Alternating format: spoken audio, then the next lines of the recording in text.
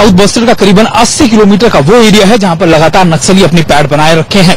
एक वक्त था कि नक्सली इसको अपनी कैपिटल के तौर पर कहा करते थे, लेकिन पिछले कई सालों से सीआरपीएफ यहां से नक्सलवाद का सफाया करती जा रही है।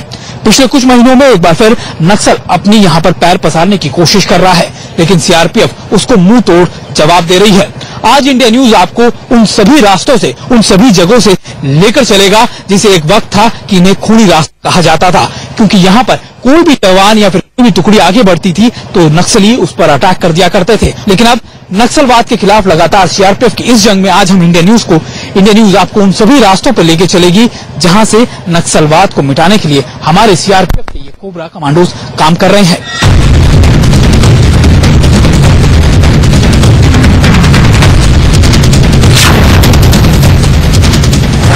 करीब 80 किलोमीटर के दायरे में फैला छत्तीसगढ़ का सुकमा जिला, जिसकी सरहद 3 राज्यों से लगती है। घने जंगल, सड़क और बिजली का घोर अभाव, कुछ यही है सुकमा की पहचान। सुकमा के अंदरूनी इलाकों में पहुंचना बेहद मुश्किल है। ऐसे में यहां सीआरपीएफ के जवानों को गश्त करने में कितनी कठिनाइयों का सामना करना पड़ता होगा, अंदाजा लगाना मुश्किल नहीं।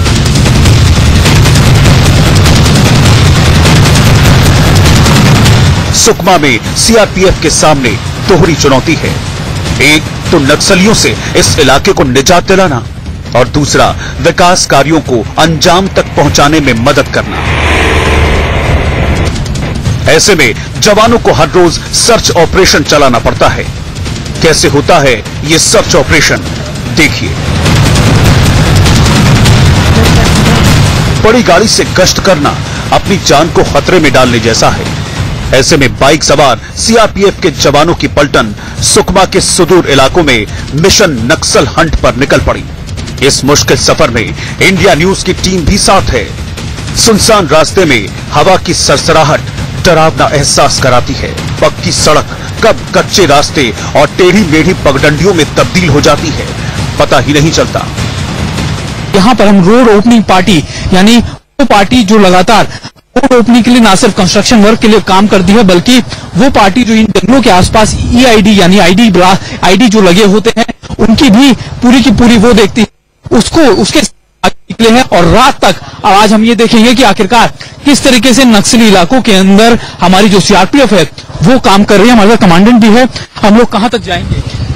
यहाँ से हम लोग करीबन गोरगुंडा, पोलमपल्ली और कांकेरलंका तक जाएंगे और हम लोग जो है एज ए रीइंफोर्समेंट काम कर रहे हैं यहाँ पे। बाइक से अमूमन ये होता है कि इस एरिया में गाड़ियों पे आईडीज का ज्यादा खतरा होता है। आप ये सड़क देख रहे हैं, 7 किलोमीटर बाद ये सड़क खत्म हो जाएगी और कच्ची सड़क शुरू हो जाती है।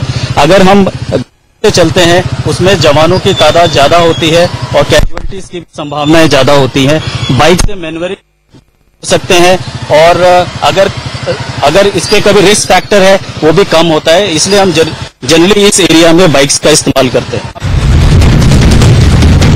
अभी तो सड़क पक्की है, लेकिन आगे का रास्ता इतना दुरूह है कि उस पर चलना खतरे से खेलने जैसा है, क्योंकि न जाने कब कहां जमीन के नीचे दबाकर रखा बॉम्ब फट जाए और जिस्म के चीथड़े उड़ जाएं। हम इस समय आरोपी पार्टी यानी रोड ओपनिंग पार्टी के साथ है और यहाँ से हम आगे जगरगुंडा की तरफ जाएंगे। और जगरगुंडा में मैं आपको बता रहा था कि किस तरीके से जो चीजें हैं वो खतरनाक। और अभी आप देखें कि ये सभी जो सीआरपीएफ के लोग जो जवान हैं उन्होंने पोजीशन ले ली है, क्योंकि अक्सर जब भी ऐसी जगहों पे रुकते हैं तो यहाँ से अटैक होने का खतरा ज्यादा होता है। सर, अगर मैं पूछूं अभी जो ये चीजें हैं, ये क्या क्या चीजें हैं जो जा रही है? ये बेसिकली जगरगुंडा में सलवाजुड़ुम कैंप है। वहाँ पे हर 6 महीने में राज्य सरकार द्वारा राशन मुहैया करवाया जाता है, जो वहाँ पे दूर दराज के और ग्रामीण क्षेत्र हैं। तो जनरली पीडीएस के थ्रू जो राशन भेजा जाता है, जैसे आटा है, चावल है और दालें हैं, नमक है, चाय पत्ती है, ये सुदूर क्षेत्रों में अवेलेबल नहीं है। वहाँ पे किसी तरह का कोई बाजार अवेलेबल नहीं है। तो राज्य सरकार इन ट्रकों के माध्यम से हर 6 महीने में राशन जगरगुंडा कैंप, सलवाजुड़ुम कैंप के लिए भेजती है। ये राशन नक्सली इन खासतौर पर राशन जो आम लोगों के लिए जाता है उसको भी अटैक करते हैं ताकि वहां तक मदद ना पहुंचे। एग्जैक्टली। नक्सल जो है ऐसे जितने भी पीडीएस वाली गाड़ियां होती हैं इस पे अटैक करके जनरली ये राशन को अपने इस्तेमाल करने के लिए यूज करते हैं और जनता तक ये राशन ना पहुंच पाए, इसकी उनकी सोच है। बट हमारी जो कोशिश रहती है और राज्य सरकार की जो कोशिश रहती है कि हम इनको सुरक्षा प्रदान करके सही सलामत ये राशन जिन लोगों के लिए, जिस जनता के लिए बना है, उन तक ये पहुंचे, ये हमारी कोशिश है। रास्ते में हथियारों से लैस जवान किसी भी मुसीबत और दुश्मन का सामना करने के लिए मुस्तैद हैं, ताकि रसद से भरे ट्रकों को उनकी मंजिल तक महफूज पहुंचाया जा सके। खतरे वाली जगहों से ट्रकों के गुजरते ही बाइक सवार जवानों की टुकड़ी भी आगे की तरफ बढ़ चली।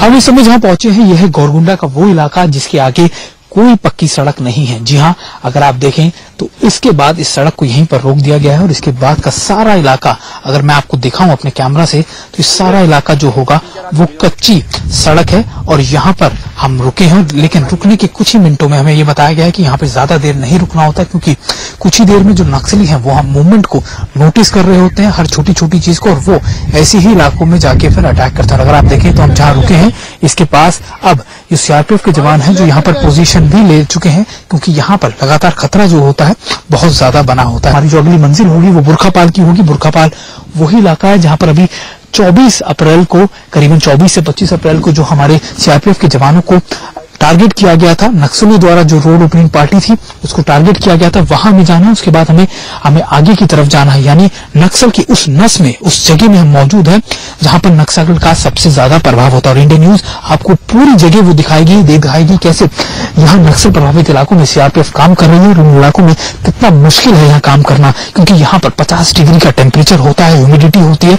इसके अलावा जो खतरा होता है नक्सलियों का, क्योंकि आप जब आगे चलते हैं कच्ची सड़कों पे तो असल में आपको ये नहीं पता होता कि नक्सल ने आपके लिए बॉम्ब या फिर ईआईडी कहां लगा रखे हैं। तो ऐसे में इन बाइकों पर बैठकर हम आगे का सफर तय कर रहे हैं और ये मैं आपको दिखा रहा था कि कैसे इनका काम होता है कि आगे की पूरी रोड्स को चेक करते हुए जाना ताकि मूवमेंट में कोई दिक्कत ना हो। इसके अलावा जो रसद होती है, यानी जो चीजें होती है खाने पीने की, वो अपने कैंप तक और आम लोगों तक पहुंचाना, क्योंकि नक्सली उसको भी आगे नहीं पहुंचने देते।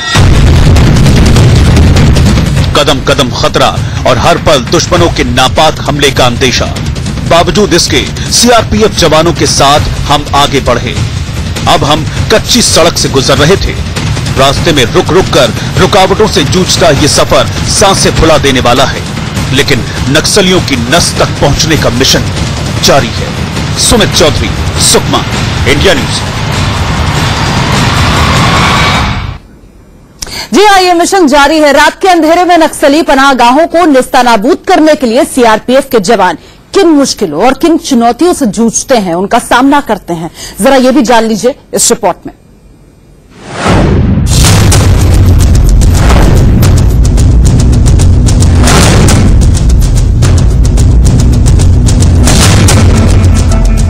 पत्ते भी खड़कते हैं तो AK-47 तंजाती है।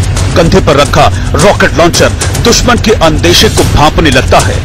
स्निपर डॉग की मदद से चप्पे चप्पे की पड़ताल शुरू हो जाती है।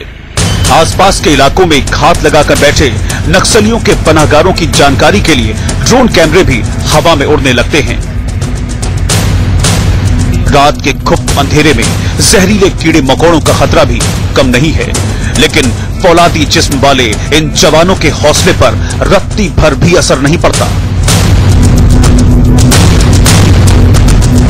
दिन के बाद अब मौका आया है कि हम कोबरा कमांडोज के साथ रात के सर्च और पेट्रोलिंग ऑपरेशन में हम आगे हैं। और ये जो पूरा ये जंगल देख रहे हैं झरगुंडा का, ये वो जंगल है जहां पर घने अंधेरे के अंदर हमारे कोबरा कमांडोज जो है ऑपरेशन चलाते हैं। और इस पेट्रोलिंग टीम के साथ जिसके साथ हम मौजूद हैं, यहाँ पर अभी ये एक जगह आड़ लेकर ये देखने की कोशिश कर रहे हैं कि आखिरकार आगे का रास्ता कोई खतरा तो नहीं। और अभी इस पेट्रोलिंग टीम के साथ मैं आपको बताऊं कि हर वो अत्याधुनिक चीजें मौजूद होती हैं जो इनको ऑपरेशन करने में मदद करती हैं। अगर आप देखें तो आपको नजर आएगा कि स्निफर डॉग के साथ साथ जो सबसे आगे चलता है इस पेट्रोलिंग टीम में, जो ये देखता है कि आगे अगर आईडी लगा है या फिर कुछ इसको संदिग्ध चीजें नजर आती है तो वो उसके लिए आगाह करता है। और इसके अलावा रॉकेट लॉन्चर्स जो खासतौर पर अगर आपको लगे कि आप कैंप या फिर ऐसे दूसरे रास्तों में है जहां पर आपके बहुत ज्यादा जो नक्सली हैं वो मौजूद हैं, उनके खिलाफ ऑपरेशन चलाने में मददगार होता है। और यहाँ पर जंगल के इन घने जंगलों के एक एक चप्पे को छानना होता है और ये देखना होता है कि